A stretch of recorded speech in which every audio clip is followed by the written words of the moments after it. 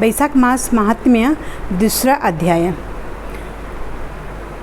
नारद जी कहने लगे, जैसे सतयुग वैसा युग, वेद समान शास्त्र, गंगा जी जैसा तीर्थ, जलदान जैसा दान, भार्य समान सुख, खेती समान धन, जीवन के समान लोभ, नेत्रों के समान ज्योति, भोजन के समान तृप्ति, सत्य के समान यश, आरोग्य के समान हर्ष कोई दूसरा नहीं है।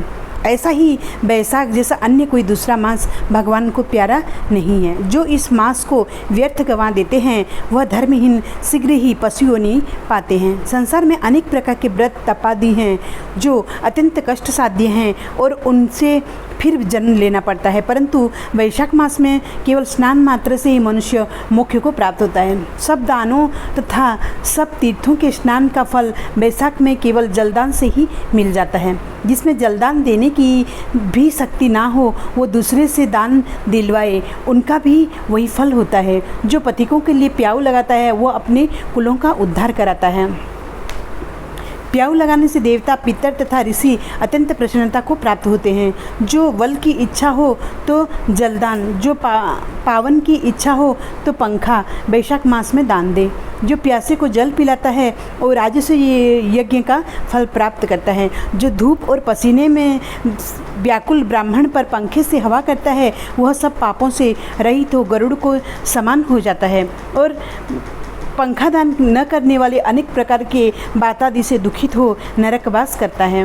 जो थके हुए लोगों पर कपड़े से ही हवा करता है वह पापहीन होकर भगवान की सायुज्य मुक्ति पाता है। और जो शुद्ध हृदय से ताड़ का पंखा दान करते हैं वो यमयुतों को तिरस्कार करते हुए वैकुंठ को पाते हैं। जूते दान करने वाले को न इस संसार में दुख होता है और न ही नरक यातना भोगनी पड़ती है। जो याचना करने पर खड़ाऊ दान करने वाला होता है वो राजा होता है। जो मार्ग में आश्रम के लिए घर बनाता है उसका फल ब्राह्मण भी वर्णन नहीं कर सकते।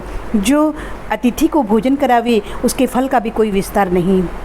अन्नदान पाने वाला अपने माता पिता को भी भूलकर दान को ही अपना सर्वस्व मानता है। माता पिता को तो केवल जन्म के दाता हैं, इसलिए विद्वान लोग अन्न देने वाले को ही पिता कहते हैं। बैसाख मास सब सुख से साध्य, पाप रूपी ईंधन को अग्नि की भांति जलाने वाला, अतिशय पुण्य प्रदान करने वाला तथा धर्म, अर्थ, काम, मोक्ष चार पुरुषार्थ को देने वाला है। देवर्षि नारद जी राजा अम्बरीश से कहते हैं, राजन, जो बैसाख मास में सूर्योदय से पहले भगवान चिंतन करते हुए पुण्य स्नान करते हैं उससे भगवान विष्णु निरंतर ही प्रीति करते हैं।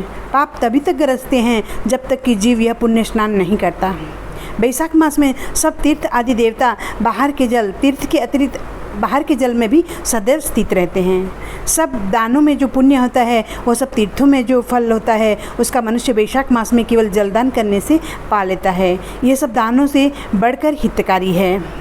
इस मास में भक्तिपूर्वक किए गए दान, जप, हवन, स्नान आदि शुभ कर्मों का पुण्य अक्षय तथा 100 करोड़ गुना अधिक होता है, ऐसा पद्म पुराण में कहा गया है।